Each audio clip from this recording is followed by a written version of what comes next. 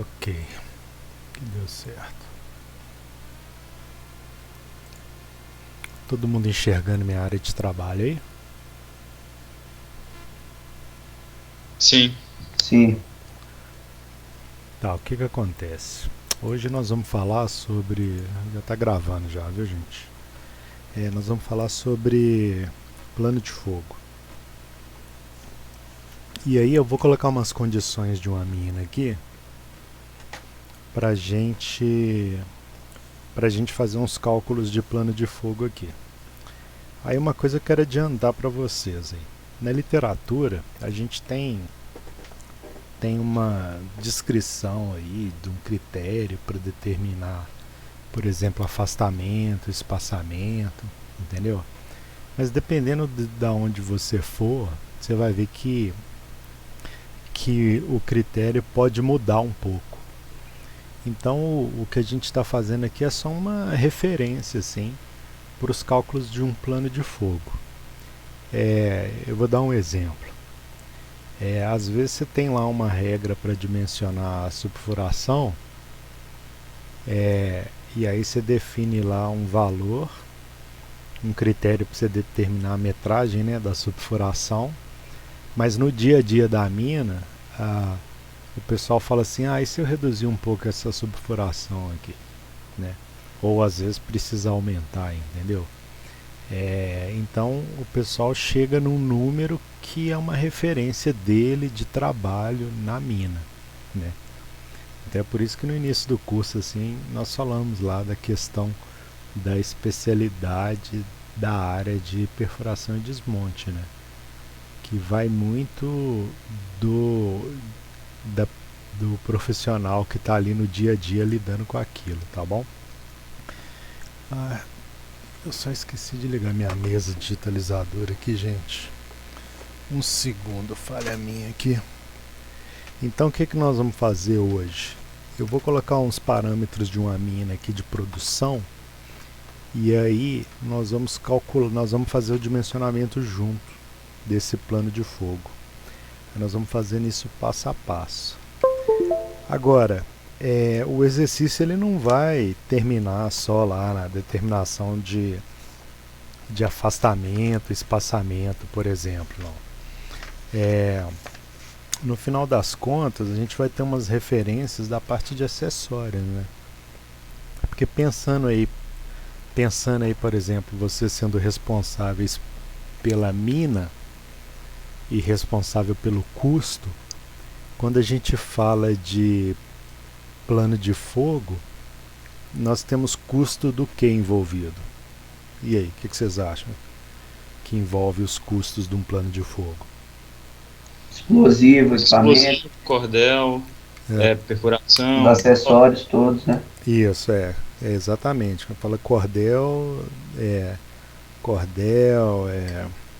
retardo, né? Isso tudo a gente chama de acessório, né? Nós já vimos. Então isso entra no custo do desmonte. Então o que mais? O explosivo, os acessórios, o que mais? Tem o funcionário também, né? A hora de trabalho dele. Isso. A hora de trabalho, o que mais? Transporte dos materiais. Hum, Porque você tem que pagar um Hora da frete para levar perfuratriz, o explosivo, né? hora da perfuratriz, carregadeira, escavadeira.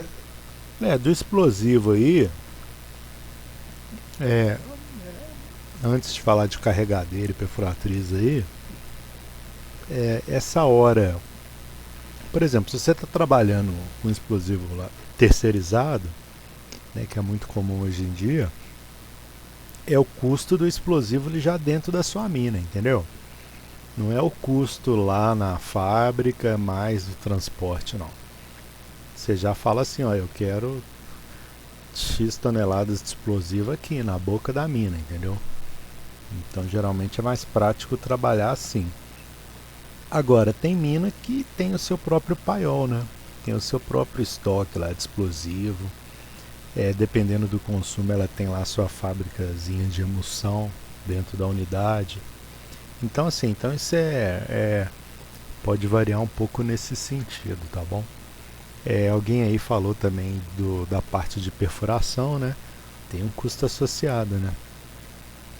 Então o custo da perfuratriz, o custo da energia, o custo da água, né? Tudo isso aí entra no. Isso tudo entra no custo da perfuração e desmonte. O que mais associado à perfuração? E o desgaste do equipamento. Equipamento? Equipamento? É. E o desgaste dele, né? Você tem manutenção, esse tipo de coisa.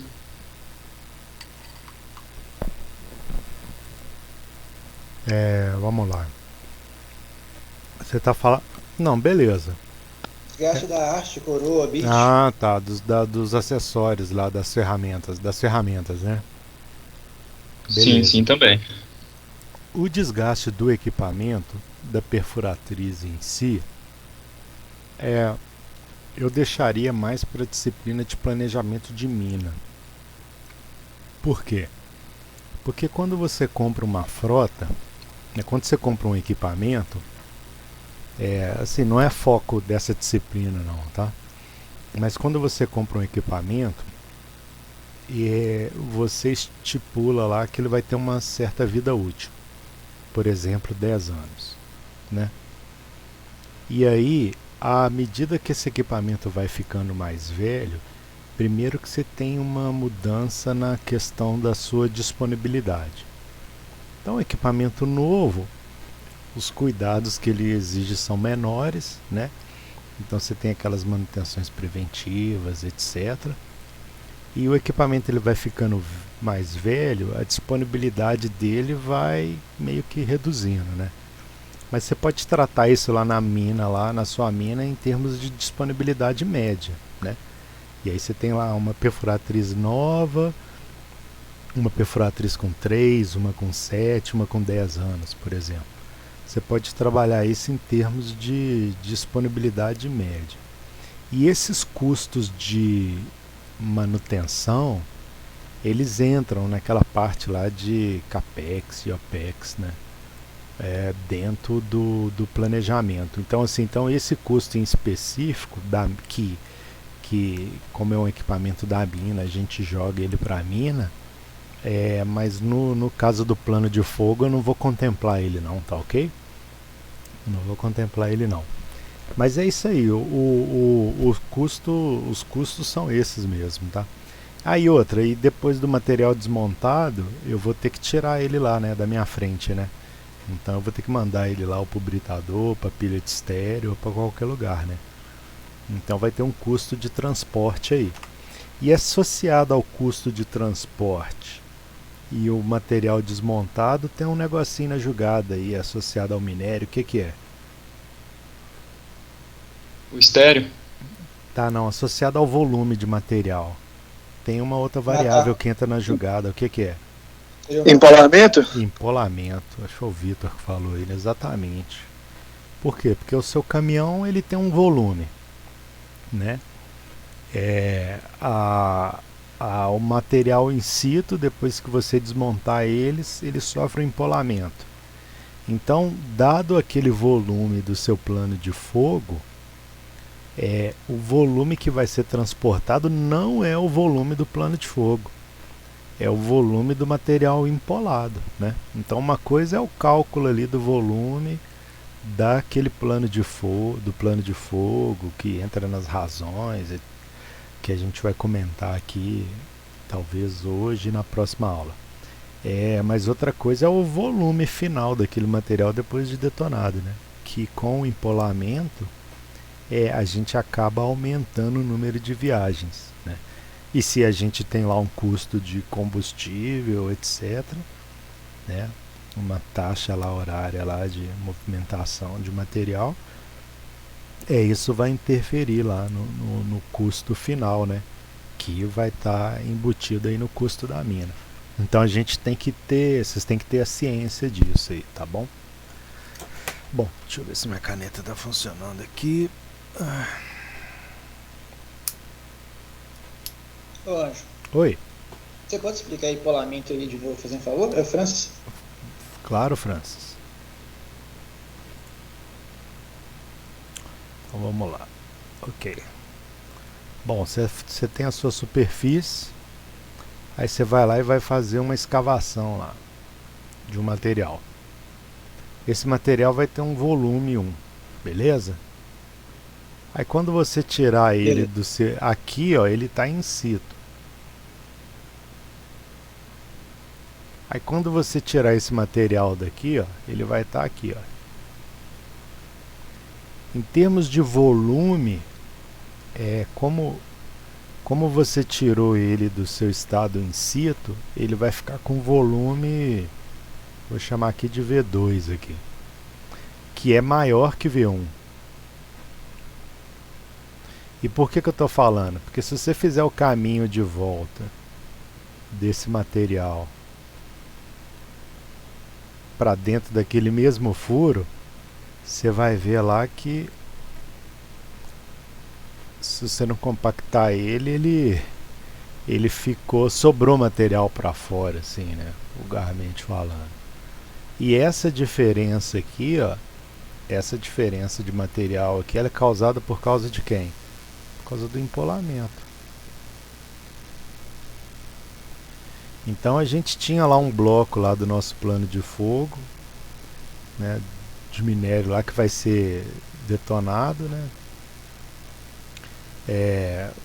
Tá aqui a nossa bancada, por exemplo. Esse é o nosso bloco lá que está programado. É uma rocha, todo material compactado, in situ. Depois que eu detonar isso aqui, vai virar um tanto de coisa. Então eu tenho vazios aí no meio desse material fragmentado, né? E por consequência, o volume do material desmontado, ele fica sendo maior do que o seu volume in situ, né? E isso é o empolamento, né? Isso é a definição de empolamento que a gente tem, tá claro? Tá sim. E aí o que acontece? E empolamento a gente mede, né? A gente simplesmente mede. E aí se você está falando que seu empolamento é 10%, né? Significa que depois que você desmontar ele lá, o seu volume final, ele aumentou quanto em relação ao volume inicial? Se você tinha lá 100 metros cúbicos, Vai ser 110 no caso. vira 110. 110. Então você multiplica por quanto? 0,1. 1,1. 1,1. Por 1,1. Né? Quem falou 0,1 aí é para pegar os 10%, né? Mas depois você tem que somar com o volume inicial, né? Mas para você não ter que fazer essa conta, você multiplica por 1,1. Se o seu empolamento for 30%, você vai multiplicar por quanto? 1,3. Por 1,3. Então é bem tranquilo de entender, né? Mas quem quiser fazer o volume inicial mais 30% do volume inicial, está fazendo a mesma coisa, né? Está fazendo a mesma coisa. Tá claro aí para vocês, né? Então, eu vou colocar uma referência aqui, ó. Imagina que vocês estão trabalhando lá numa pedreira e essa pedreira, ela vai fazer... você faz 3 detonações por semana.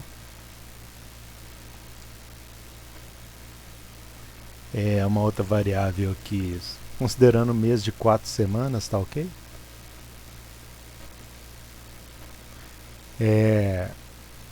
Você vê que o seu material lá, ele tem um empolamento de 40%, por exemplo. A densidade do material é importante, né? Então você vê que a densidade do material é, por exemplo, 2,9 gramas por centímetros cúbicos, né? Na sua mina lá você trabalha com uma bancada vertical, tá bom? E as bancadas são de 8 metros.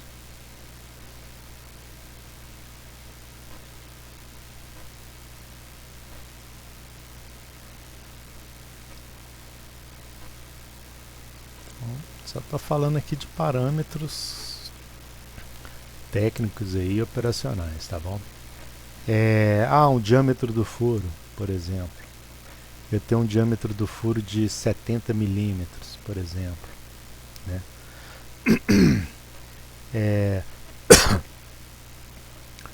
É, deixa eu ver o que mais. Produção. Então você tem uma meta lá de produção no mês de, por exemplo,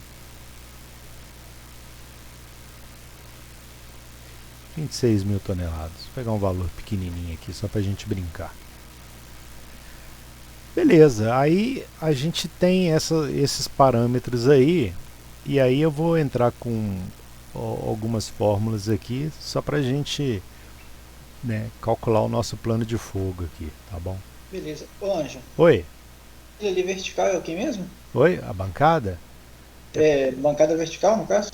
É isso. Se ela fosse Vertical. inclinada, Ah, não, seria tá, isso. bancada vertical. Tá bom? Essa aqui, ó. Beleza? Professor, e o fator de afastamento e espaçamento? Nós vamos falar dele agora aqui. Eu queria falar agora, tá bom, Fernando? Bom, se vocês olharem para uma bancada aqui, ó, por exemplo, você vai ter lá o plano de fogo lá, que vocês fizeram na prova lá. Que vocês colocaram a amarração lá, começando pela última linha. Teve gente que fez isso, não teve? Na prova? Eu não fiz, não. Teve gente que fez. A face livre está aqui, a detonação é sempre para esse sentido. Então essa primeira linha aqui, né, é a primeira a ser detonada, né? Tem gente que começou pela última. Mas tudo bem. Bom, o espaço entre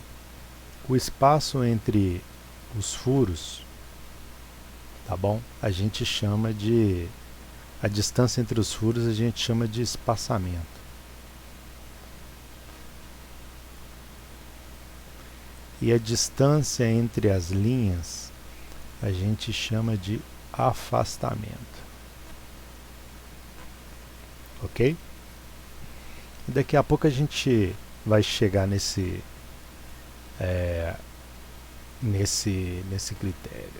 critério, tá bom? Então olha só, uma primeira coisa que a gente tem que definir é o afastamento. Deixa eu mudar de cor aqui.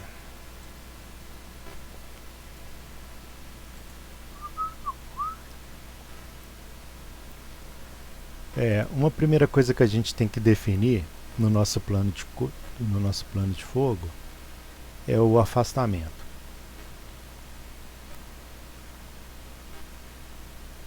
Vou chamar afastamento de A aqui.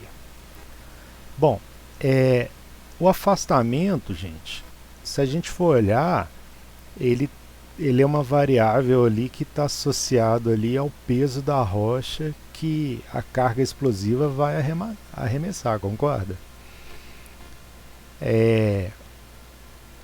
E aí, por exemplo, quando você mexe nessa variável, por exemplo, afastamento, você tende a, por exemplo, fragmentar mais, se você está diminuindo o afastamento, tá bom? Mas como critério aqui para o afastamento, nós vamos fazer o seguinte. Nós vamos falar que o nosso afastamento em metros, ele vai ser igual ao diâmetro do furo em polegadas. Tá ok? Então, por exemplo, o nosso diâmetro do furo tá quanto? 70 milímetros. Então ele não está em polegadas, então a gente vai ter que pegar esse número aqui e passar ele para polegadas, correto?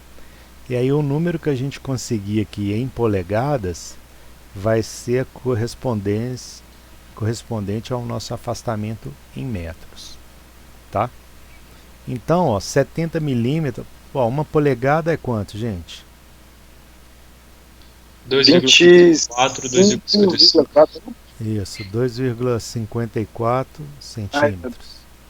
Que é a mesma coisa que o quê? 25,4 milímetros. Se uma polegada é 25,4 milímetros, o nosso diâmetro do furo é quanto? Qual que é o diâmetro do furo, gente?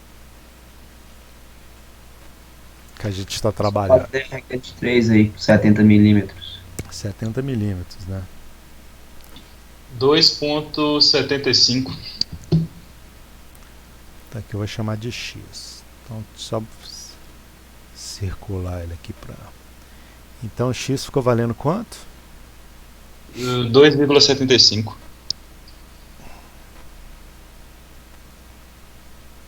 É 2,75 polegadas, né? Mas eu não falei que esse valor em polegadas seria o afastamento em metros? Então eu vou falar que o afastamento... Opa, tô falhando aqui. Então eu vou falar que o afastamento é quanto? 2,75 metros. Tá ok? Tudo bem aí? Ok. E aí, por exemplo, então se no exercício lá já tiver em polegadas, você vai precisar fazer essa regra de 3 aqui? Não, né? Se tiver lá em centímetros, você vai ter que passar para qual? Qual unidade? Para polegadas, né? Não, você passa para polegadas para você definir o afastamento. Mas a gente sempre vai manter o afastamento nesse padrão? Afastamento é igual ao afastamento em metros? Afastamento em metros, é. Não, a menos que você tenha uma mudança, a menos que eu informe, né? Então, por exemplo, a referência é sempre essa. Mas se eu virar e falar assim, eu estou com um material compacto, considere o afastamento igual ao diâmetro em polegadas dividido por 2. Aí você vai pegar isso aqui e dividir por 2, por exemplo. Mas aí eu vou estar informando, tá ok? Mas assim, esse é um critério para a gente determinar o afastamento. Bom, uma outra coisa que a gente precisa determinar é o espaçamento.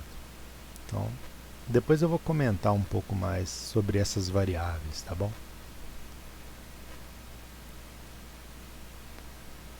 Então eu vou chamar o espaçamento de E. Então vou chamar de 2 aqui. Então olha só, o espaçamento, nós vamos considerar que o espaçamento vai ser, por exemplo, 1,3 afastamento. O afastamento já foi determinado, não já? Então nosso espaçamento vai ser quanto? 1,3 vezes... O afastamento deu quanto? 2,75? Então o espaçamento vai dar quanto, gente? Multiplica aí para mim, por favor. 3,57.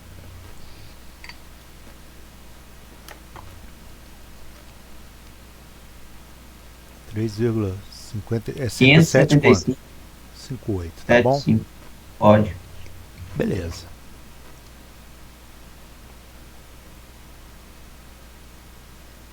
Então, pronto, determinamos qual que vai ser o espaçamento.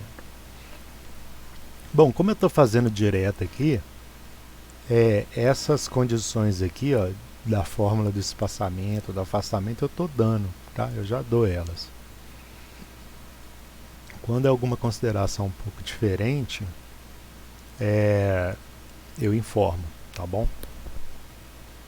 Então assim, eu tô definindo um critério de cálculo aqui.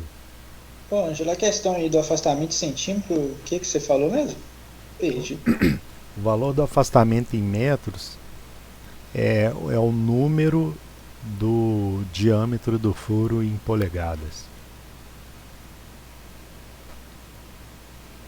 Então o nosso furo em polegadas ele não dá 2,75 polegadas. Sim. Então o afastamento é 2,75 metros. Beleza. Tá bom? Tá beleza. Ô, Ângelo, em questão de arredondar esses números, Tá, vamos lá. faz muita diferença? Não, o que acontece é o seguinte. Vocês vão ver aí nos números de volume, comprimento do furo, etc. A gente tende a arredondar. Mas uma coisa que eu vou combinar com vocês é a gente sempre manter dois algarismos significativos aqui, ó, 2 casas depois da vírgula. Só para a gente ficar com o mesmo número, vocês estão entendendo?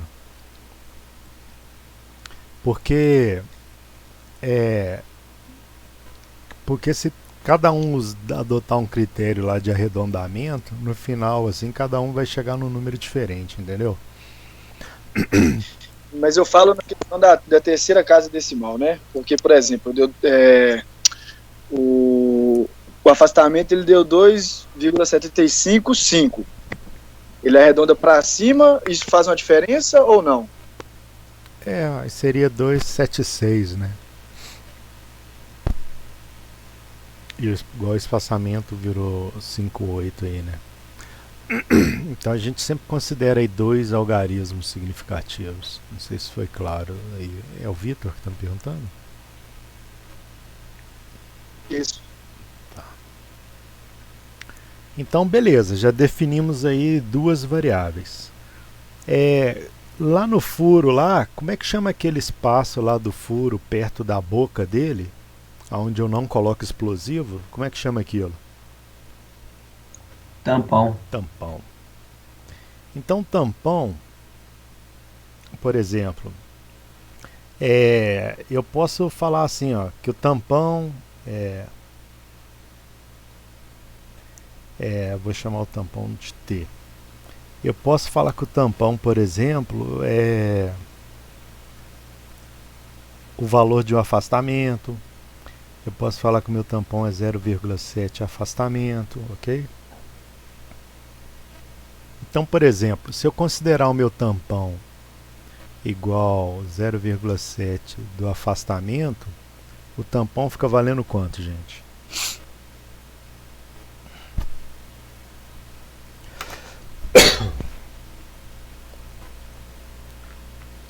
R$ 1,92. 1,92 o quê? 1,929. 93, né? Metros. Até aí tudo ok, né? Sim. Bom, aí quando a gente olha lá para o nosso furo, tem a nossa bancada aqui, né? Ela vai ter a altura aqui, que no caso aqui vai coincidir com a altura da bancada, né? Com essa altura H aqui da bancada. E vai ter um furo a mais aqui, que ele é feito... Como é que a gente chama esse furo? Repé. Subfuração.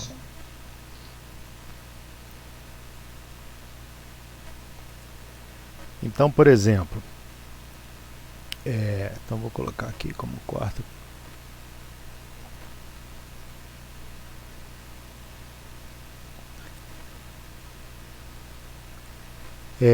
Eu vou colocar um critério aqui, por exemplo, para subfuração. Eu vou usar uma subfuração igual a 30% de um valor de afastamento, tá? Que é o meu número lá de referência. Então a minha subfuração fica valendo quanto? 0,3 vezes 2,75. 2,76. 76. Que dá quanto? 0,83 metros. Ok. 0,83 metros. Bom, uma outra variável que a gente tem seria era o comprimento total do furo, né? Vou chamar de profundidade do furo. Então a profundidade do furo, né, igual eu desenhei aqui, ó, é a minha altura H mais a minha subfuração, correto? Sub aqui que a gente já determinou. Então vou chamar de 5 aqui, ó. Profundidade do furo.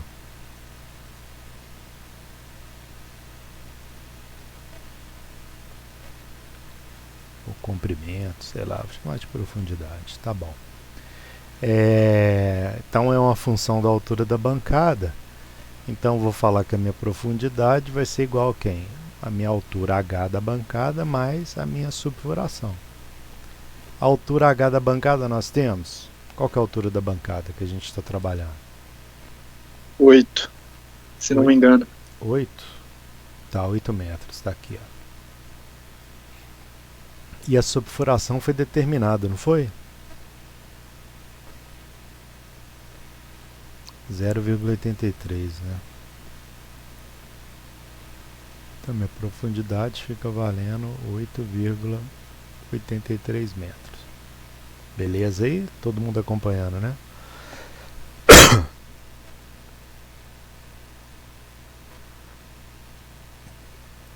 Ô professor, e se minha bancada for inclinada? Qual que é a altura da bancada?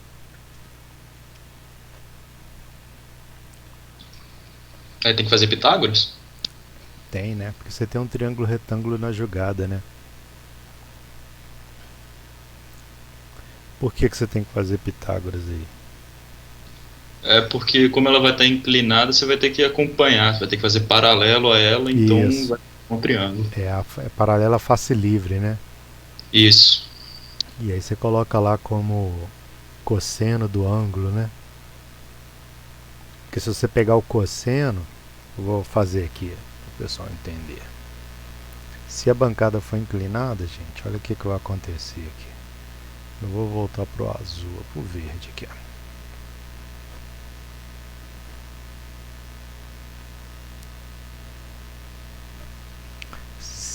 Se a minha bancada estiver inclinada,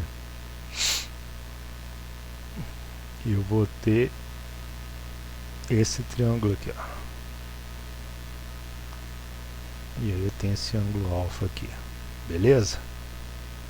Mas essa altura aqui, ó, essa altura aqui não é a minha altura H da minha bancada? E eu preciso determinar esse valor X aqui, ó. Correto? Por quê? Porque o furo da minha bancada inclinada, ele está inclinado aqui também, não está? Ele não tem esse comprimento aqui que é X, que ele é igual aqui paralelo, mais a minha subfuração. Concordam? Então meu P aqui fica sendo, a profundidade do furo fica sendo X mais a subfuração. Tá claro para vocês? E o valor do X aqui associado ao ângulo e à altura H é o quê?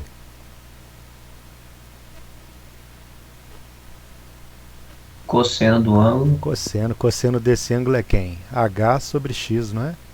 Isso. Passo o X para lá e desço com cosseno. E aí o P fica calculado como?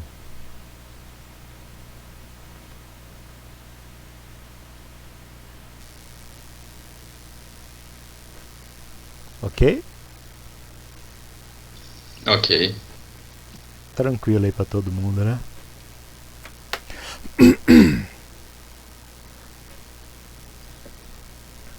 Beleza. No nosso caso então, 8,83 metros. Bom, uma coisa que eu quero comentar também é o seguinte. Quando a gente... Vou chamar aqui de volume de rocha por furo, ou volume de escavação por furo. Deixa eu voltar para a minha outra cor aqui. Primeiro eu vou apagar esse cara aqui. Eu estava escrevendo com azul, vermelho.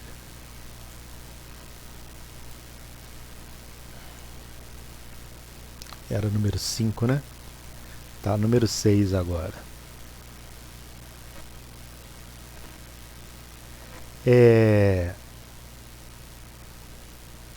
Volume escavado da escavação por furo. Bom, olha só. Se eu pegar aqui uma malha de perfuração, deixa eu fazer aqui as linhas.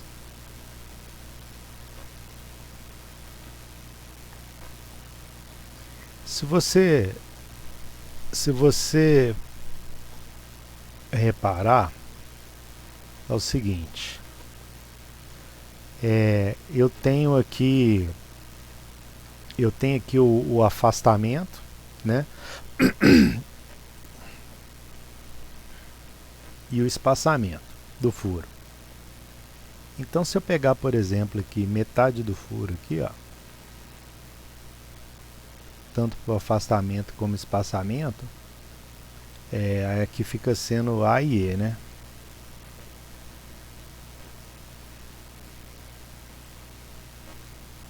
Concorda? Que eu vou ter uma área de influência ali associada ao furo? Sim. Beleza. Que eu peguei metade aqui entre um furo e o outro e metade entre uma linha e outra. Tá bom? E aí, se eu jogar a altura da bancada lá, a altura H, eu vou gerar um volume. Eu vou gerar um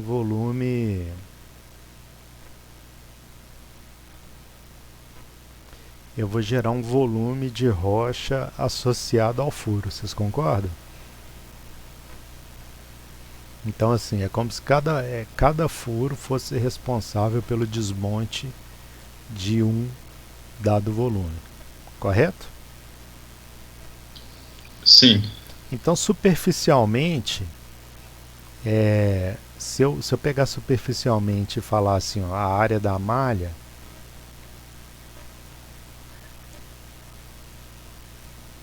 que eu vou chamar de S, eu vou falar que é o afastamento vezes o espaçamento. Estou olhando superficialmente aqui, beleza? O afastamento vezes o espaçamento dá quanto? O afastamento é 2,75, né? É isso mesmo? Isso. E o espaçamento deu quanto? 3,58, correto? Esse número dá quanto, gente? 9,866. Então, essa minha área aqui vai dar 9, quanto? 86, Tá. 6. Isso é o que? Metros? Metros o que? Quadrado. Quadrado. Beleza. E aí, se eu multiplicar essa minha área pela altura, vai me dar quem? Vai te dar o volume. Tá, volume de rocha obtido por furo, né?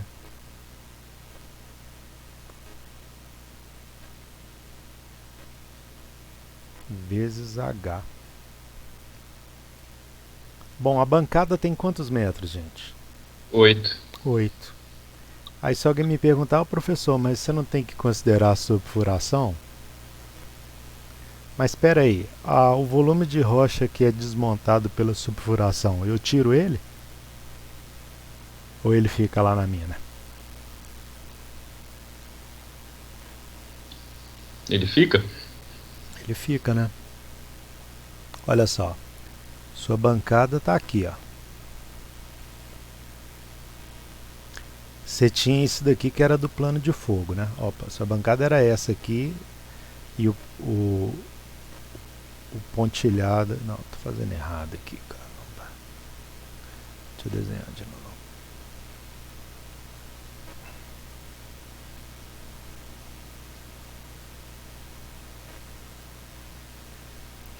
Olha só, essa é a sua bancada. Esse aqui é o bloco do seu plano de fogo. Nós vimos lá que se você furar exatamente a altura da bancada, aqui é uma região difícil, né, de difícil quebra, concorda? Porque tem muito confinamento aqui, olha só, não está próximo das faces livres, etc. Então tem uma tendência de gerar o repé aqui, né? Na hora de desmontar, sobrar esse repé aqui. E aí, para garantir que isso não aconteça, o que a gente faz? A gente fura um pouquinho a mais aqui. Não é isso que nós aprendemos? Mas, ok, mas o fato de ter furado aqui a mais não é para eu tirar a mais. Significa que na hora depois que eu desmontar, quando eu vou tirar, eu só vou tirar quem? Só vou tirar isso aqui, ó. Então esse material que estaria abaixo aqui, né, ok, mas fragmentou ele e tal, mas que era lá da subfuração, mas nós tiramos esse volume de material associado à subfuração? Não, né? Por quê? Porque esse material também não é nem garantido que ele vai desmontar, né? Exatamente. Então, assim, a gente só não quer que ele gere o repé, né? Então a gente está associando só o volume, pegamos só o volume associado à altura total. Então por isso que eu estou multiplicando por H e não por P, tá bom? Aqui, ó. Eu não estou multiplicando por P, não. Estou multiplicando por H. E o H vale quanto, gente? 8. Dá quanto? Dá quanto isso aqui? 78,92. Uhum.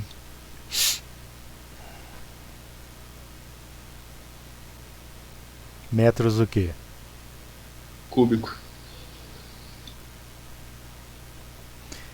E aí, gente, olha que legal, né? Eu lembro que... Cara, não lembro do número. Eu lembro, mas já esqueci, olha só. O tempo tá passando. Eu lembro que lá na mina que eu trabalhava, a gente tinha um jumbo, não era mina subterrânea, né? Mas eu tinha um jumbo lá que tem a sua perfuratriz e fazia os furos de produção. E aí o que acontecia? Eu sempre sabia quantos furos eu já tinha realizado na mina e quantos desses furos já tinham detonado. Por quê? Por que eu gostava desse indicador? Porque associado ao volume de rocha gerado por um furo, eu sabia quantos metros cúbicos de rocha eu tinha desmontado e quantos metros cúbicos eu já tinha pronto para detonar. Entendeu? Como eu tinha um plano de fogo lá e eu sabia o volume de rocha gerado por um furo, então no final do dia o cara falava assim: ah não, hoje eles detonaram 150 furos. Então, então tinha lá, por exemplo, 4 toneladas por furo. Então era 4 vezes 150. Eu sabia quantas toneladas de minério que eu tinha detonado. Desse jeito que a gente gera as referências nossas do dia a dia. Entendeu? E isso às vezes o gerente falava assim: e aí, vai detonar o quê? O que você está detonando hoje? Entendeu? Aí falava: estou detonando tantos furos na frente tal, tantos furos na frente tal. Então, como ele sabia lá o volume de rocha gerado por um furo, ele sabia quanto de minério que a gente estava jogando lá, desmontando, e que, óbvio, consequentemente vira produção. Tá ok aí para todo mundo, né? Bom, 7, agora é o 7. Vou voltar aqui para o vermelho. Se eu pensar aqui se eu colocar aqui como 7, volume de rocha desmontado.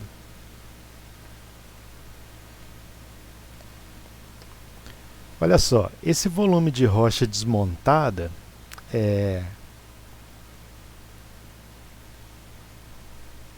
eu não vou colocar desmontada não, tá? Eu vou colocar... Não, beleza, posso chamar desmontada mesmo. Como é que eu calculo esse volume, gente? Como é que vocês calculariam esse volume? Não seria esse valor que a gente... ao quadrado da altura? Não, pera aí. O volume do furo, né? Não, tô falando, ó, a minha produção, a minha programação do mês não é 26 mil toneladas? Mas é porque você não fez o volume total. Eu acho que é o volume total dividido pelo volume por furo, não? Tá, mas aí você tá pegando quem? Pera, você quer saber o que exatamente? Não, quem me perguntou, alguém falou alguma coisa aí, mas quem comentou esse negócio aí tá calculando o número de furos. Eu tô falando o seguinte, tá. Eu tenho uma produção de 26 mil toneladas. Qual que é o volume dessa rocha? Ah, tá. Você tem que pegar isso aí e multiplicar pela densidade dela. Isso, então vamos lá. Qual que é a fórmula? É a massa Sobre? sobre a densidade. Não, densidade é massa sobre Volume. volume. Eu quero calcular o volume, né? Da minha programação, né? Então meu volume fica sendo a massa dividido pela densidade. A massa eu tenho? Tem as 26 mil toneladas. 26 mil. E a densidade eu tenho? 2,9. Tem. Foi dado, né? 2,9 gramas Por centímetro cúbico. E aí, qual que é o volume, gente?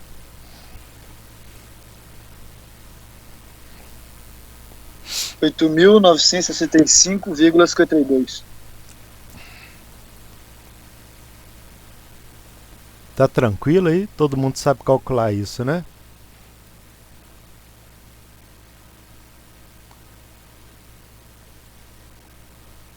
Metros cúbicos, correto? Tem metros cúbicos, né, Vitor? Você que respondeu? É. É em centímetro cúbico, não? Ó, tá começando a briga aí, é isso que eu gosto. Porque tá em centímetro a unidade ali. Então em gramas por centímetro cúbico a... Porque na verdade tem que converter a medida ali, né? Tem que colocar em gramas essas toneladas. Ou não? Aí se você converter vai ficar gramas por centímetro, então depois tem que converter essa... Mas Isso mesmo. Mas esse número em centímetros cúbicos fica esquisito pra mina nossa, não fica não? Qual que vai ser um valor muito pequeno. Então metros cúbicos é uma unidade melhor, né? Mas e aí, esse número aí, 8.965 é o que? Metros cúbicos ou centímetros cúbicos? Centímetros cúbicos. O pessoal que está em silêncio aí, ó, Igor, Felipe, a Brenda, deixa eu ver quem mais que está na sala. E o pessoal aí não vai se manifestar não?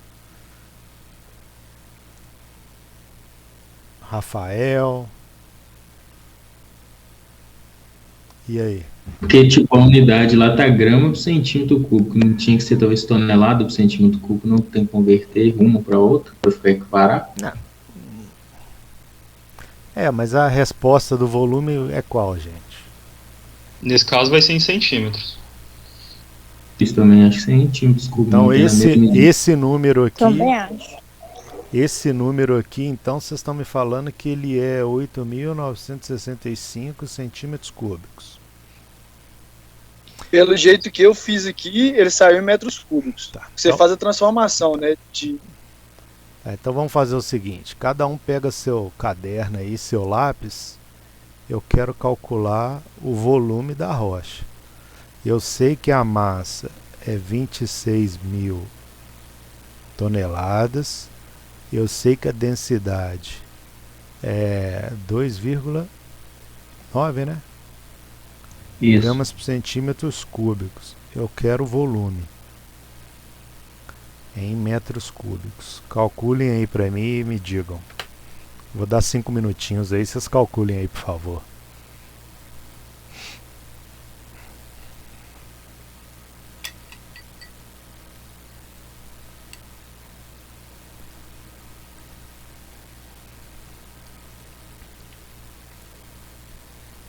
Mas o meu aqui, Ângela, é porque eu passei essa unidade de gramas por centímetro cúbico para quilogramas por metro cúbico. É isso aí.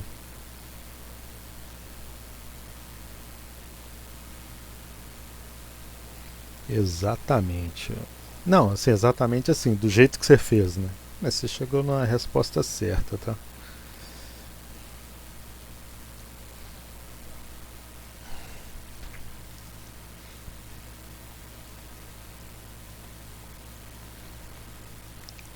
E aí quem for calculando, vai colocando a resposta aqui no chat aqui pra mim.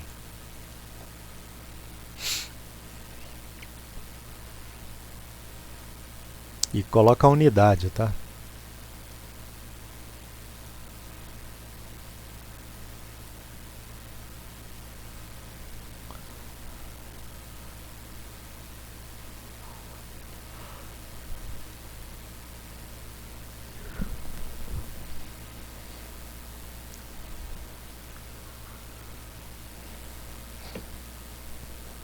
Só estou pedindo para vocês fazerem pelo seguinte, porque tem gente, por exemplo, que decora lá uma regrinha que fala assim, não, eu estou dividindo tonelada por grama por centímetros cúbicos, mas depois é só eu pegar esse número e multiplicar por tanto que vai me dar em metros cúbicos. Ok, não tem problema você fazer assim não, mas tomem cuidado, né? Tomem cuidado aí que vocês podem gerar um erro aí, tá? Associado a isso. Então, geralmente, se você não pegar essa regrinha, você tem que igualar unidades, né? Você iguala unidades para você falar que, por exemplo, para dividir quilo por quilo, ou dividir centímetro cúbico por centímetro cúbico, que aí fica tudo certo, né? Garantido que você não erra. Mas continuem calculando aí, por favor.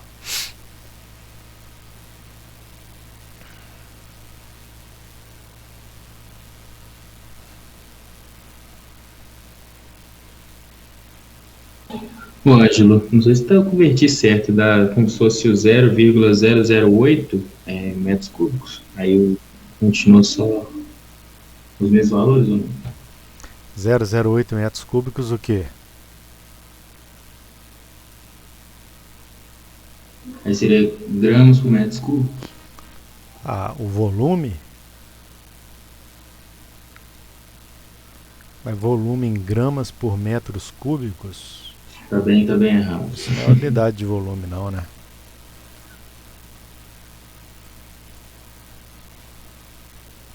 Professor, eu mandei o meu aí, eu acho que é esse valor mesmo. Uhum. Eu mandei também. Eu já dei um joia aqui.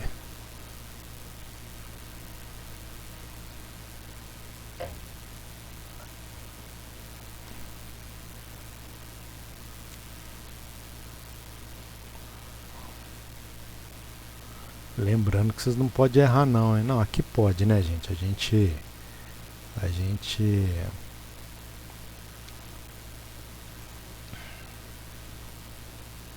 beleza, Ana. A hora de errar é agora, né? Eu brinco com o pessoal que eu brinco não, né? Eu falo com todo mundo que a melhor hora de errar é agora, né? Pensou você vai errar lá depois que você for empregado? Você vai errar a densidade, a massa sobre volume?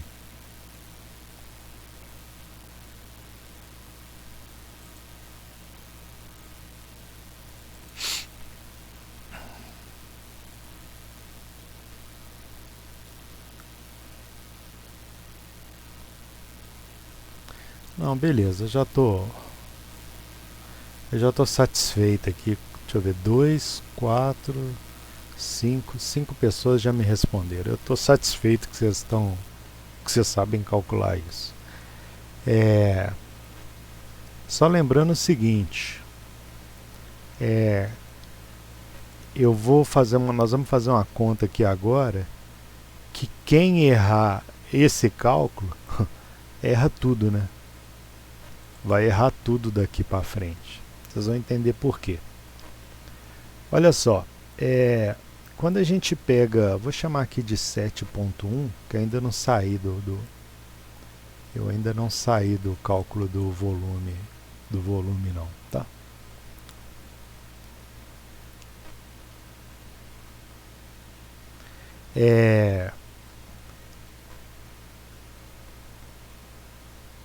Se eu pegar o volume total, eu posso falar que ele é o volume de um furo vezes o número de furos. Olha se isso faz sentido para vocês. Se estiver falando de um único desmonte, sim. Então olha só, nós temos a nossa bancada lá. Nós temos a sequência de furos. E aí, cada furo desse vai ser responsável por um volume da rocha, não é isso? Vocês concordam?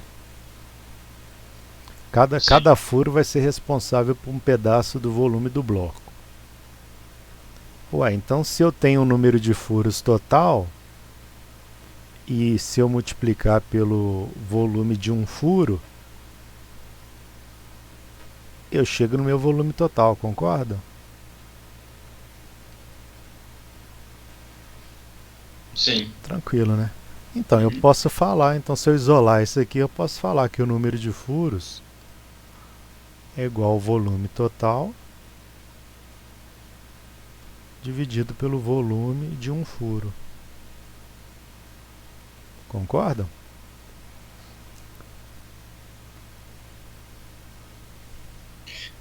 Concordo. O volume total vocês calcularam agora aqui, que vocês mandaram para mim no chat. Metros cúbicos. O volume de um furo deu quanto? Está lá em cima, acho que 78,82.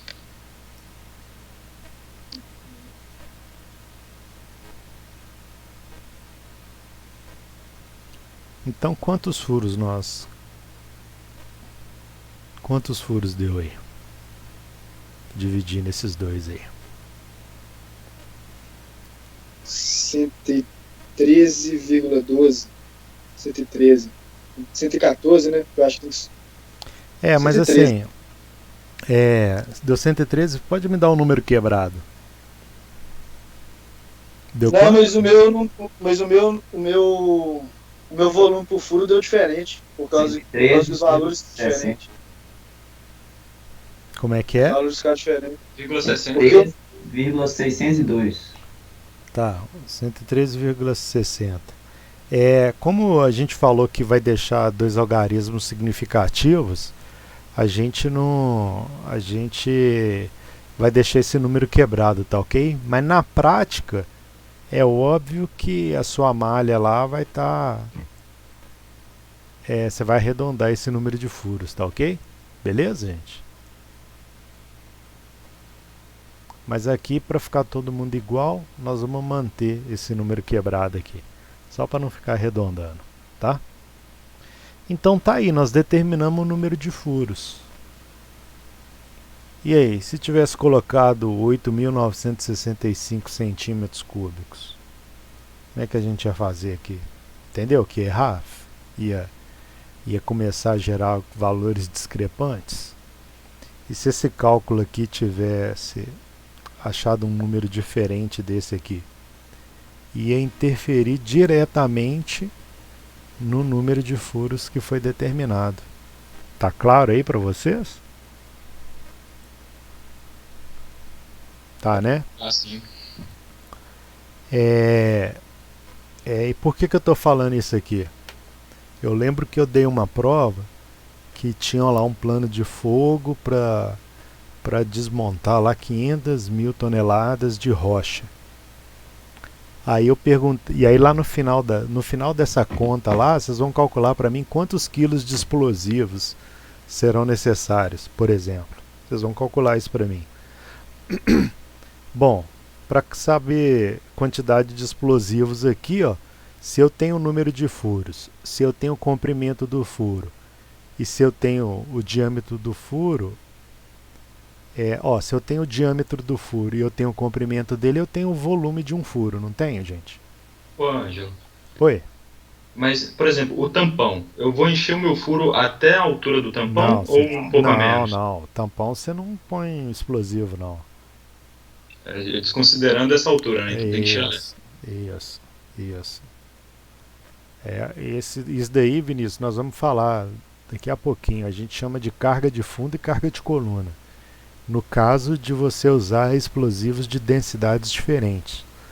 O que é comum acontecer é você usar um explosivo de uma determinada densidade como carga de fundo e um explosivo de uma densidade menor na carga de coluna, já que você precisa de uma energia menor para quebrar, entendeu? Aí o tampão se desconta, né? Então, em relação ao comprimento total, o tampão ali não vai explosivo. Mas se você estiver trabalhando com um tipo de explosivo apenas em toda a coluna, né, que vai ser preenchida, é o comprimento do furo menos o tampão, né? Menos o comprimento do tampão. Então é a quantidade de explosivo.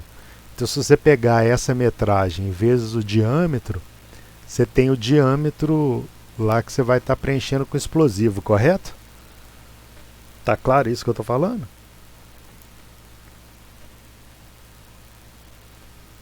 Tá, sim. Ah, sim.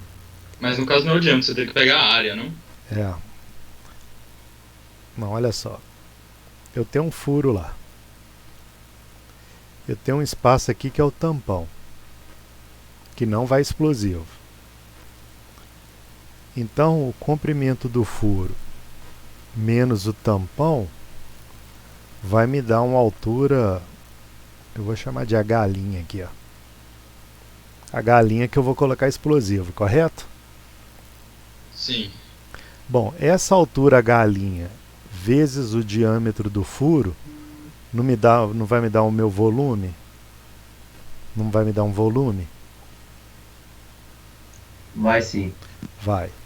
Então esse volume não vai ser preenchido com explosivo?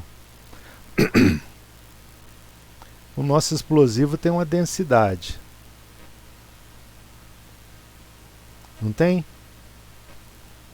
Se eu tenho a densidade do explosivo e se eu tenho o volume, eu consigo calcular quem?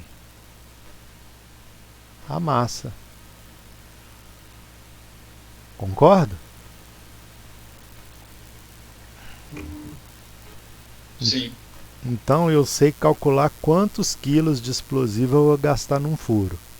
Como eu tenho o número de furos total, eu multiplico a massa de explosivo de um furo pelo número de furos total e eu vou determinar a quantidade de explosivos em quilo que eu gastei. Tranquilo, né? E aí eu lembro que eu dei uma prova. Oi, alguém ia comentar alguma coisa? Não, pode terminar, é uma dúvida minha. Tá. Rapidão.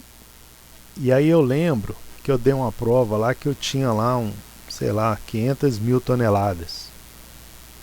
Aí tem lá o furo com seu diâmetro, lá tinha dado 1000 e tantos furos. Não lembro, eram números grandes. Aí lá no final tinha uma pergunta, né, que falava assim: calcule a quantidade de explosivos a ser utilizada no plano de fogo. Aí a resposta da pessoa lá era assim: 1,5 kg de explosivo. Faz sentido? Não. Não faço. Não, Se for só em um furo, né? não, nem para um furo, pô. Nem para um furo. 8 metros o furo. É, exato. Exatamente. E aí é o que eu fico, sempre comento com o pessoal, assim, para vocês que fazem engenharia. Vocês têm que analisar o número. E esses números que vocês jogam na calculadora, a calculadora sempre vai te dar uma resposta. É coerente esse número que vocês estão calculando? Né? Faz sentido isso que a gente está fazendo? Né? Porque senão você chega, né, num esquema desse lá. Pô, 1,5 kg de explosivo, tem lá 500 mil toneladas. Nossa, esse explosivo libera muita energia mesmo, hein? Para 1,5 kg desmontar 500 mil toneladas de rocha. Então, assim, então você tem que conferir, você tem que ver lá o número que você está gerando, está coerente, né? Pô, já tem uma altura da bancada de 15 metros aqui, a subfuração que eu determinei, por que eu estou chegando num número muito pequeno aqui? Ou por que esse número cresceu demais?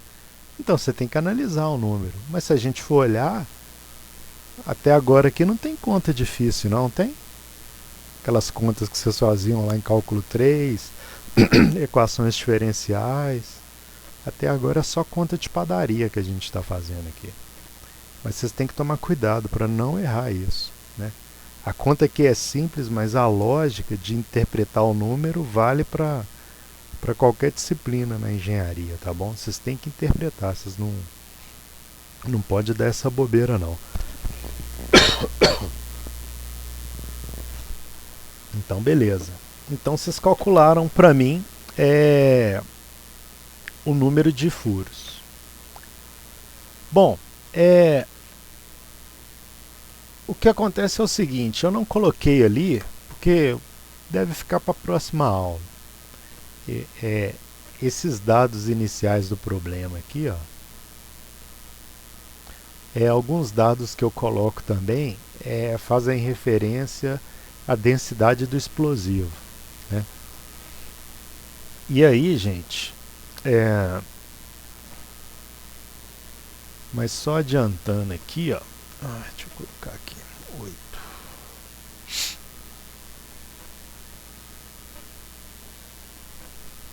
Tem duas coisas que a gente calcula que chama carga de fundo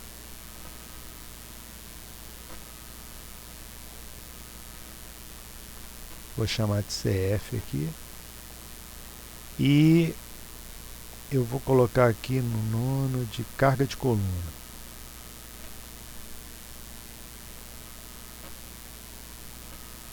Vou chamar de CC. Então é mais ou menos assim, ó. Nós temos lá a nossa bancada, ela tem uma altura H, tem a nossa subfuração,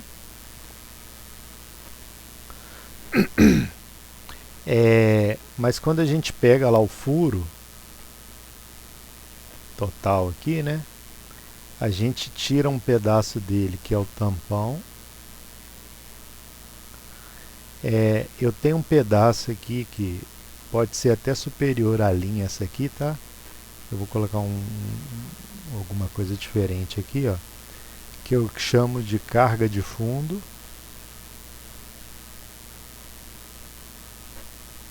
E o que sobra aqui é a minha carga de coluna, tá? Por quê? Então quando eu pego, então eu vou ter aqui o tampão, a carga de coluna e a carga de fundo.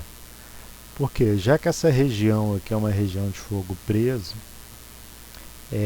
pode acontecer de você trabalhar com explosivo de densidade maior do que o explosivo que você usa na carga de coluna. Então se você está trabalhando desse jeito, você acaba tendo que calcular a quantidade de explosivos da carga de coluna e a quantidade de explosivos da carga de fundo.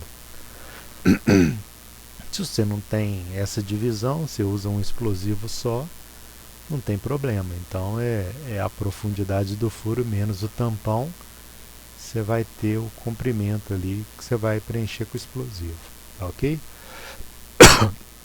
Então para esse nosso exercício aqui nós vamos considerar que a carga de fundo vai ser 1,3 do afastamento, tá bom? O afastamento vale quanto, gente? 2,54, não lembro agora. Não, eu também não lembro não. Então a gente volta lá, 275, né?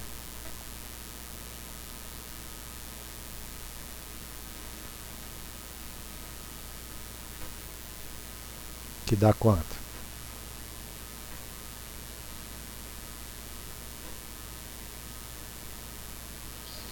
357.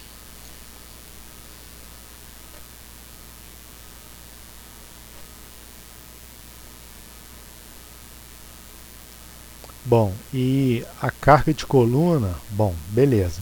Se eu tenho um comprimento do furo total, se eu tenho o tampão e a carga de fundo, o que sobrar vai ser quem? A carga de Carga coluna. de coluna. Então sai por uma matemáticazinha básica aqui. Então eu posso falar que a carga de coluna vai ser quem?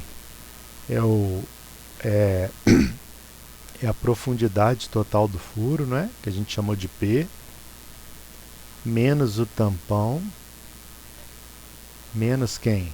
A carga de fundo. Beleza? Ó, tudo vale P. O P menos o tampão e menos a carga de fundo, sobra quem? Carga de coluna. Tá claro aí para vocês? Tá, sim. A carga de fundo é sempre um pouquinho, é sempre maior do que a subfuração, né? É. E aí? Ou então eu posso falar, né? Quem ficou na dúvida disso daqui que eu fiz, pode falar assim, ó. P é igual a CC mais CF mais T. Aí vocês olham isso aqui, né? CC é igual a P menos CF menos T. Pronto, a mesma coisa, né? E o tampão tem algum valor padrão? Nós colocamos 0,7 do afastamento. Mas pode ser maior, tá? Aí você começa a ver lá que tá soprando muito os furos. Sabe, no seu desmonte. E aí você trabalha com. E aí você começa a trabalhar com valores maiores. Bom, a profundidade do furo vale quanto?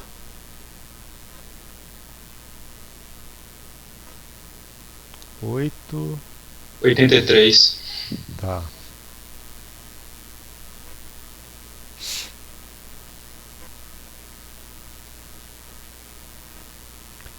Carga de fundo deu quanto?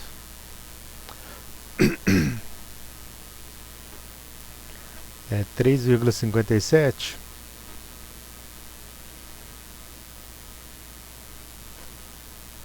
O tampão nosso valia quanto? É 0,7 que você falou, né? 0,7 do afastamento vezes A, né? É 0,7, deu 1,93, né?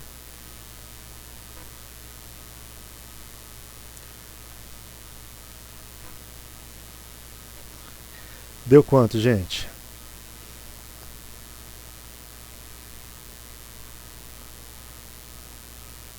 Dá quanto isso aí? 2,50.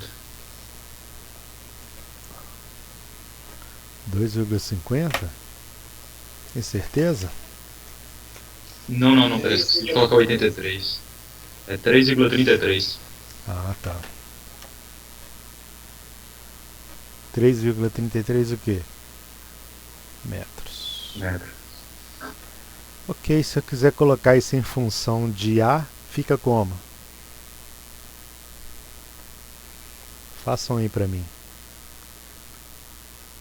A pergunta é o seguinte, ó. Vou até mudar de cor aqui.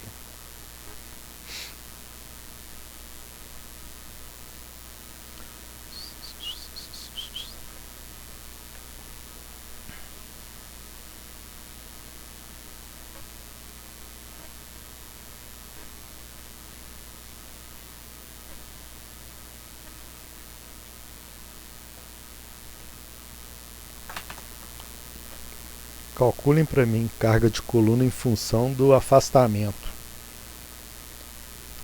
Eu quero só uma fórmula. Carga de coluna é alguma coisa do afastamento. Como que vocês fariam isso aí? 5 minutinhos aí para vocês fazerem.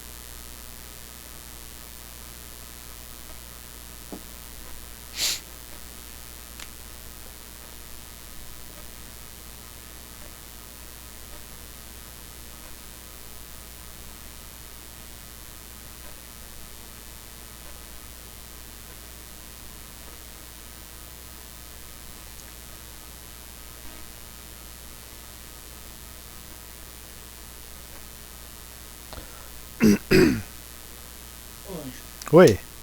você sobe só um pouquinho pra eu fazer o desenho aí? da bancada que você... Essa? Sobe só um pouquinho. Aí, isso aí, tá bom. Esse? Não, mais pra baixo? Não, pra baixo. Não, era no novo mesmo. Aquele último desenho lá que você fez. Esse? Da carga de fundo. Da carga desculpa, de fundo. cara, desculpa. Esse. Aqui, né? Isso. Professor, eu acho que fica carga de coluna é igual a 1,3 vezes afastamento mais o P menos T. Que aí você já pode substituir pelo valor, no caso. Não, então carga de coluna fica como? Quem que tá falando? Fernando? Fala, Fernando. Fala de novo aí, por favor. Isso. 1,3A mais P menos T. Pera aí, mas é P menos T, mas P é o que? Desculpa. P? Não, beleza, o tampão. O tampão você calcula como, Fernando? O nosso tampão ficou como? É o valor que você deu lá em cima vezes afastamento. Deixa eu ver se eu lembro aqui. Então por que você está colocando T e não 0,7A? Ah, tá. Entendi, vou substituir aqui. Isso. Pode só fazer uma regra de 3, não? Por exemplo, se eu sei que o... Mas isso aí você queria fazer ele antes de ter o resultado? É só uma fórmula em função de A. Porque sabendo o resultado final aqui, eu cheguei que é 121% maior. Quer dizer, no caso, a carga de coluna, no caso. Mas não está em função de A, tá? Então, ela é 121% de A.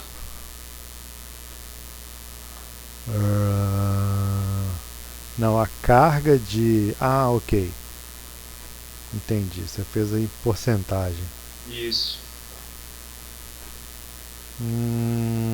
Deixa eu ver se faz sentido. Mas esse seu 121% de A, aí você está considerando que a altura é sempre igual, né?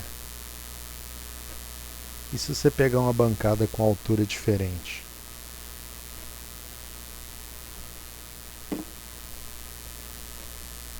Muda o H da bancada aí para você ver se muda esse. O próximo fica 0,6A mais a profundidade. Mas a profundidade é o que, Fernando?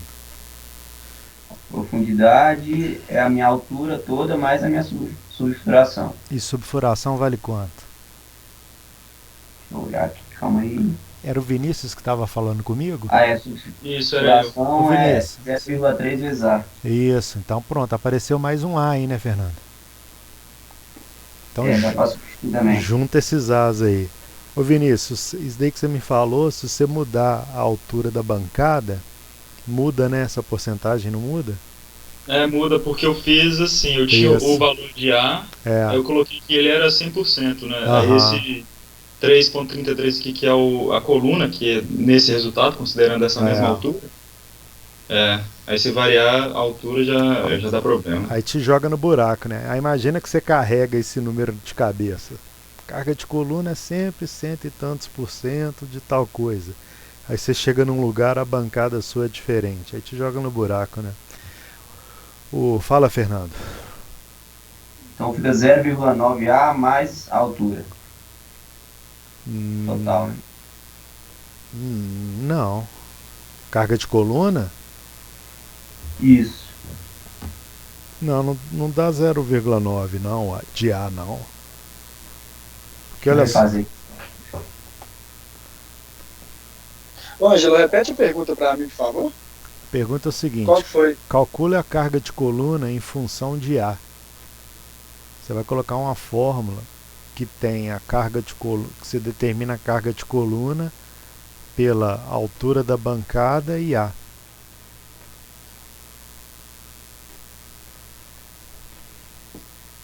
É a altura da coluna menos... Como é que é? Menos alguma coisa. Peraí. Não, escreve aí, senão você não vai conseguir desenvolver, não. eu pegar um verde aqui. Burro fugido aqui. Ângelo, tem como você subir um pouquinho aí pra mim, por favor? Claro. Sim?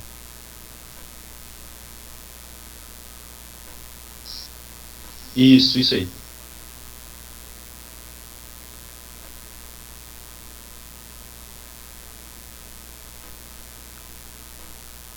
Fizeram aí? Quem que tava fazendo? Quem que tinha me falado? Foi o Fernando? Achou aí, Fernando? Foi, eu tô refazendo aqui, tô acabando aqui.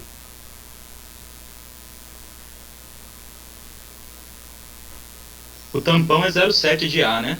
Tampão 07 de A.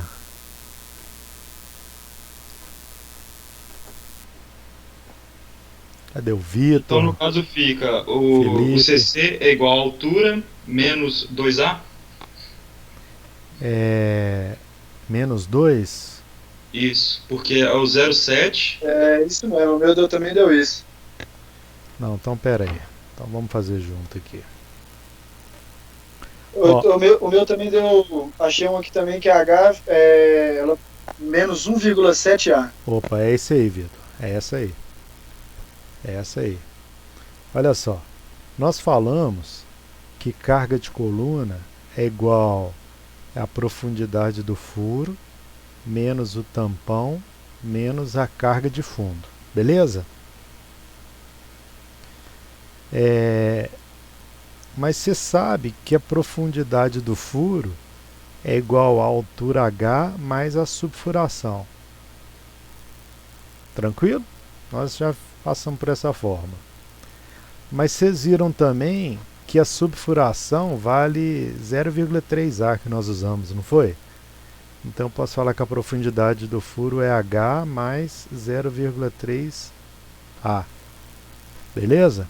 Tá, então guarda aí. O tampão nosso ficou definido que ele seria como? 0,7A. Beleza. Guarda esse também. Carga de fundo é o quê? Nós definimos que seria 1,3A. Então carga de fundo está em função de A? Tá. Tampão está em função de A? Tá. Profundidade está em função de A? Tá. Então, eu posso falar que a minha carga de coluna é igual a H mais 0,3A menos 0,7A menos 1,3A. Beleza? 1,3 menos 1,3 menos 0,7 dá menos 2. Menos 2 mais 0,3 vira menos 1,7. Então minha carga de coluna fica sendo H menos 1,7A.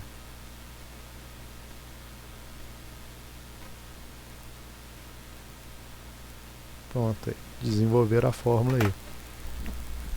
Por que eu estou desenvolvendo a fórmula com vocês aí? Porque tem livro aí que vocês vão pegar que vai cair assim, sabe, meio que de paraquedas, um número assim para vocês. Então eu só tô, né? Eu só tô mostrando para vocês assim o desenvolvimento da fórmula. Por quê? Porque às vezes você está lá usando você está usando uma referência que te dá uma fórmula pronta.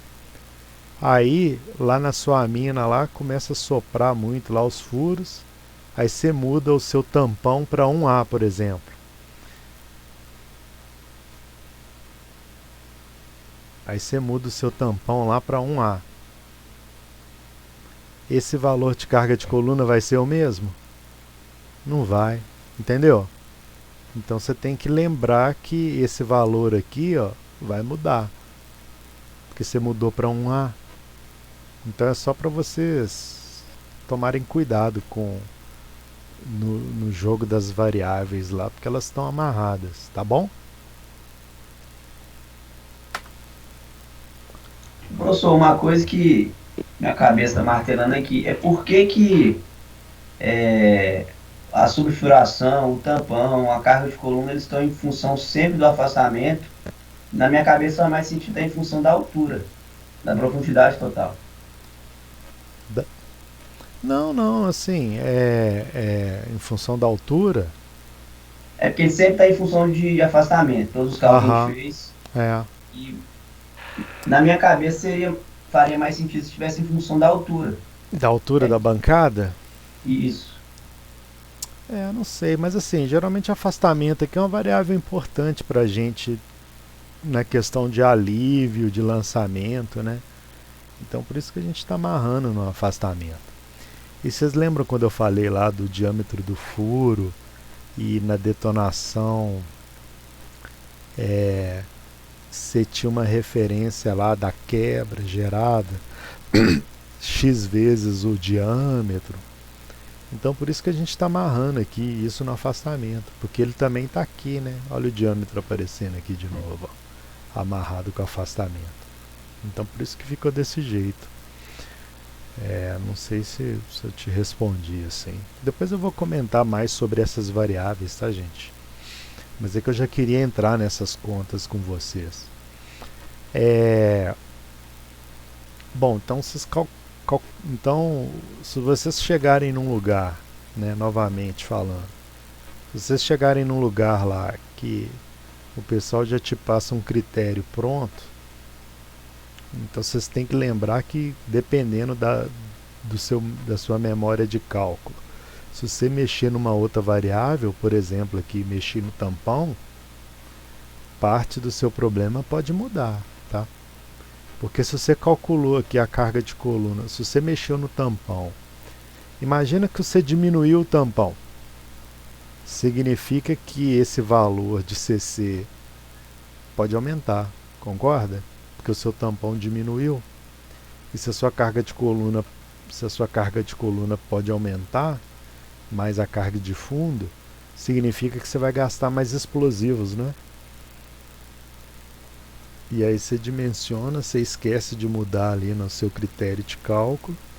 E aí na hora que chega os explosivos lá, você começa a preencher os furos, já com a sua nova dimensão lá de tampão. E aí num dado momento lá, a quantidade de explosivo fica insuficiente, acaba, né? E você falou, por que acabou? Dimensionei certinho, mas você esqueceu de corrigir as variáveis. Então assim, é só para vocês ficarem atentos nisso aí. Bom, se eu falar um pouquinho da produção, 10 agora, né? 10.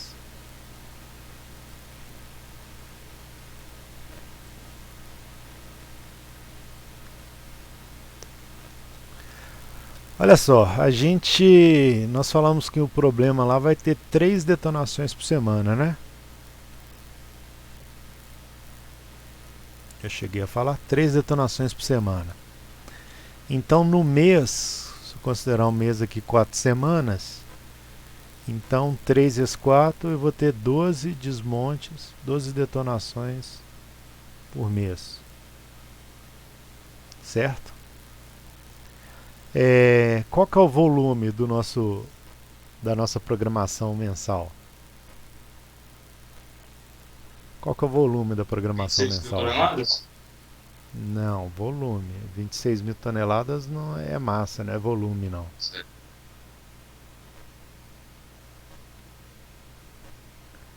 Qual que é? Vamos calcular aqui para mim aqui, ó. Não é esse o volume? Das 26 mil toneladas?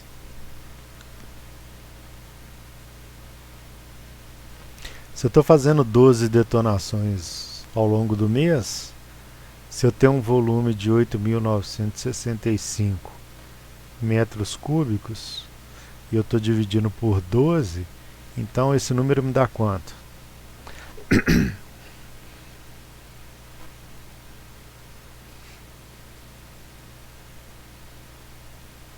Divida aí para mim. 697,08. Não. 896. Não, coloquei sem querer aqui. 747,08. Isso. Tá. Isso mesmo. Metros cúbicos de rocha por fogo, não é?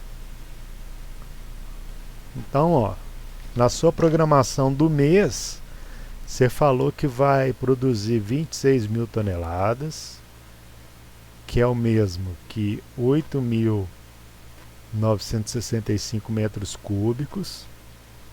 E como você vai fazer 12 detonações ao longo do mês, se eu dividir esse volume por 12, eu estou falando que em cada fogo que eu vou dar, eu estarei produzindo 747,08 metros cúbicos de rocha. Ok aí? Por fogo, por detonação, tá bom? Então, se eu pegar lá e olhar assim no mês, eu tenho uma massa de 26 mil toneladas, que é a mesma coisa que 8.965 metros cúbicos. E eu sei que por fogo isso me dá 747,08 metros cúbicos.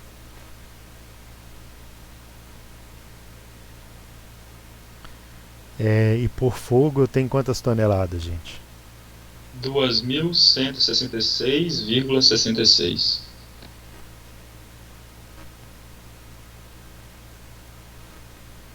É 66.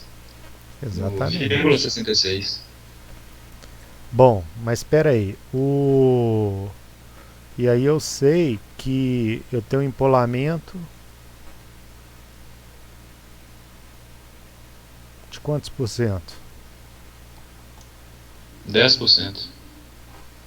40.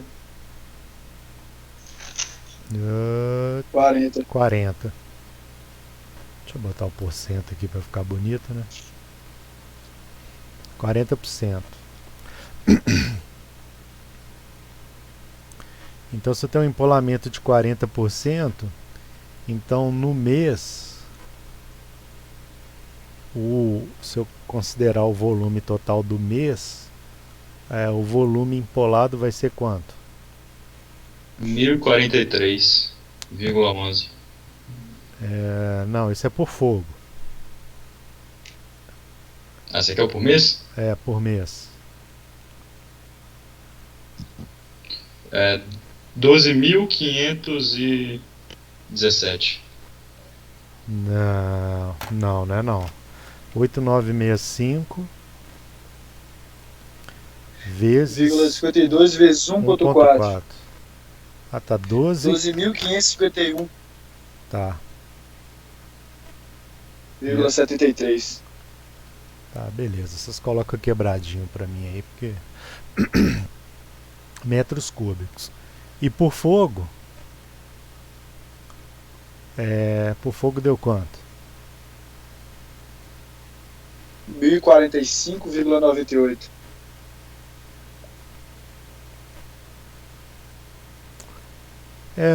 Bom, por que a gente está fazendo essas contas aqui? Produção, né? Produção, né? Vai chegar uma hora lá no problema que vai falar assim: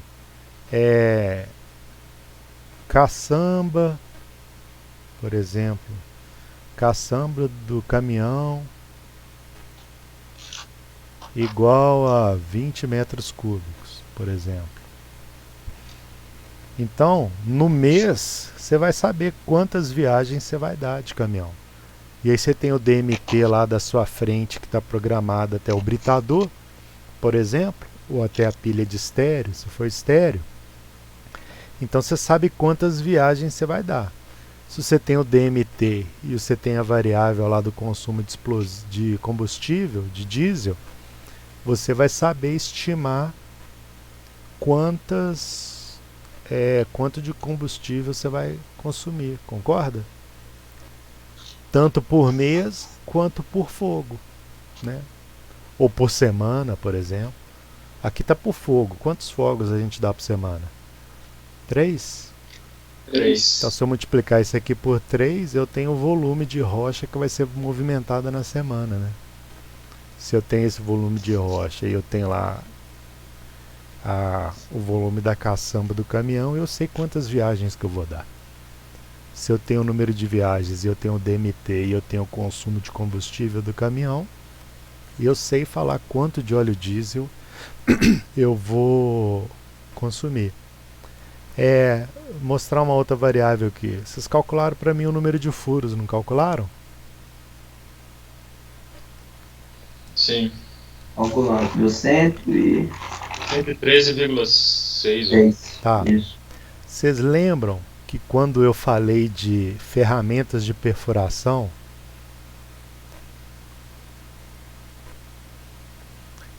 eu lembro que eu falei para vocês assim, ó, um indicador de performance, consumo de bits. Lembra que eu falei? Consumo de bits? Sim. Pera aí, você tem o número de furos, você tem o comprimento do furo.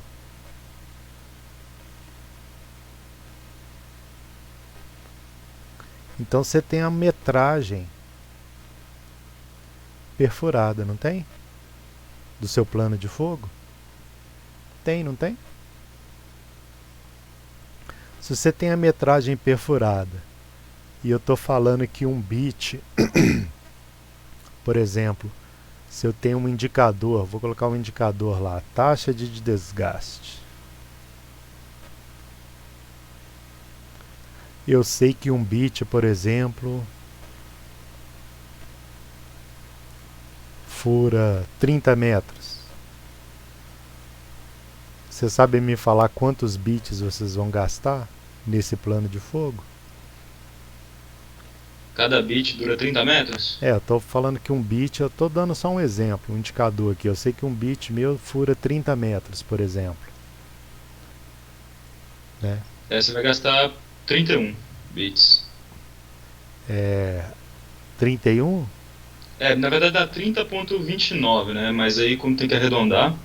Mas como que você calculou, Vinícius? Eu peguei o número de furos, multipliquei pela altura deles, que dá 113 vezes 8 metros, que dá 908,8. Não, errou. Você calculou pela altura mais a subfuração? A subfuração você furou ela, não furou? Então, calculei não. É 8,83 vezes o número de furos. Para o consumo de bit você vai ter que pegar o P, né, e não o H. Beleza? Beleza. E aí você tem a metragem total, né? Essa metragem total. Se você tem quanto que um bit dura, se um bit lá fura 30 metros, se você tem a metragem total, você sabe calcular quantos bits. Então pronto, é mais uma variável que você tem. Né? Por exemplo, eu não sei qual que vai ser, eu não sei onde vocês vão trabalhar, mas quem for trabalhar em mina lá, às vezes o seu controle lá da mina, você tem lá o número de horas da perfuratriz. Sabe, você pode medir ela ou pela taxa de avanço, por exemplo. Ela fura 1 metro, sabe, como é que é? 1 metro por minuto, por exemplo. Então se você tem a quantidade de furos, o comprimento dos furos, você vai ter a metragem total. Se você tem uma perfuratriz que fura X metros por minuto, você sabe estimar quanto tempo ela vai ficar lá furando na frente. É claro que você vai considerar ali mais um fator associado àquela movimentação dela, né? Ela não fica só furando. De tempo em tempo ela tem que parar e movimentar, né? Posicionar. Então, mas é uma referência que vocês têm, né? Uma referência para falar assim, e aí, quanto tempo que a perfuratriz fica furando?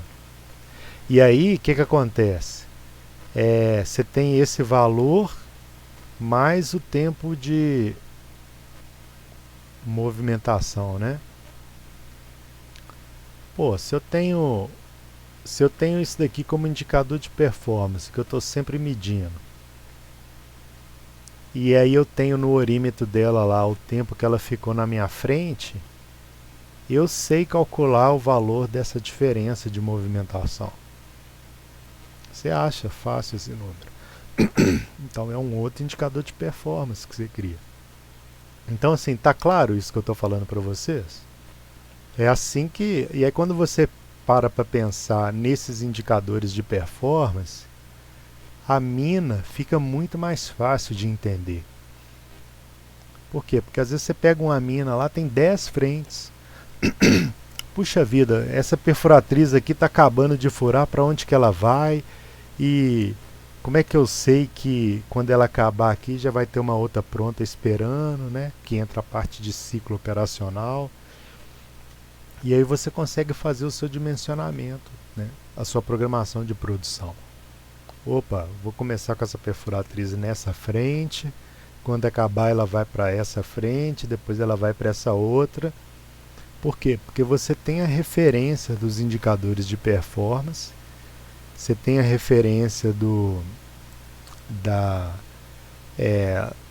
da produtividade, né? A quantidade de frentes que você está trabalhando, quanto de minério que você vai gerar por furo, entendeu? Então todas essas referências são indicadores que você usa para fazer a sua programação. E quem for trabalhar com curto prazo, eu vou dar umas pinceladas disso na disciplina de PO e de planejamento de lavra subterrânea. Eu gasto um tempinho lá falando de programação de curto prazo. Ela é feita toda em cima de indicador. E aí quando você entende esses números, você bate o olho na mina, você sabe o que está acontecendo. Entendeu? Aí por que eu estou falando isso? Todo dia de manhã eu ia para a reunião de produção. Aí eu tinha um gráfico lá de números de furos realizados por dia. Então, perfuratriz lá furando 24 horas. Se esse é um indicador que está sempre oscilando, por exemplo, ele estava numa tendência de baixa, para o gerente automaticamente já ligava um alerta lá. Opa, lá na frente pode faltar minério. Entendeu? Porque o furo lá da perfuratriz é que me dá o minério. Se todo dia lá eu estou trabalhando com um furo menor do que a meta, e aí, lá no final do mês, eu vou entregar a produção?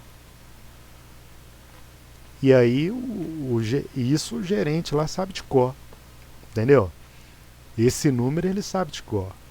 E aí, na hora, ele fala lá, quem que é ele vira pro chefe da mina lá e fala, e aí, o que está acontecendo aí que vocês não estão conseguindo furar? Entendeu? Às vezes o problema não é da mina, às vezes está faltando perfuratriz. Aí ele olha lá o gráfico da disponibilidade da frota. Se a disponibilidade que eu preciso para entregar a produção é 80%, eu estou trabalhando com 5 perfuratrizes, né? Então significa que eu tenho que ter, se eu tenho 5 na minha frota, significa que diariamente eu preciso de 4 operando, né? Se eu estou trabalhando na semana lá com 2, então obviamente aquela minha metragem programada não vai ser realizada. Vocês estão entendendo o que eu estou falando? E aí fica fácil. E aí ele já sabe, já é premeditado que na outra semana vai faltar minério. E alguma coisa ele tem que fazer. E aí ele já vai lá, e ele chama o cara da manutenção, bicho, se essa perfuratriz não sair da oficina lá, não vai ter minério semana que vem não. Ah, mas é porque tem um caminhão aqui na fila que estava para resolver ele antes da perfuratriz. E aí ele, como gerente, vai lá e fala, não, eu sei que você quer seguir a sua programação bonitinha, mas faz favor de passar a perfuratriz na frente aí, senão semana que vem eu não vou ter minério. Então a tocada no dia a dia da operação é essa. E aí por isso que eu sempre falo nas turmas que eu dou aula, sempre chamando atenção, né, para os indicadores, porque aí você entende, né? Você entende a mina. E é assim que funciona, tá bom, gente? Eu estou falando de quem ficou 10 anos na área trabalhando. É sempre indicador de performance. Eu não sei se tem alguém aqui fazendo estágio trabalhando em operação, seja mina ou qualquer outra coisa. Mas a tocada é essa. Beleza? Semana que vem a gente continua. A gente termina de fazer as contas desse plano de fogo. Deixa eu só copiar a lista de presença aqui e eu parar a gravação aqui.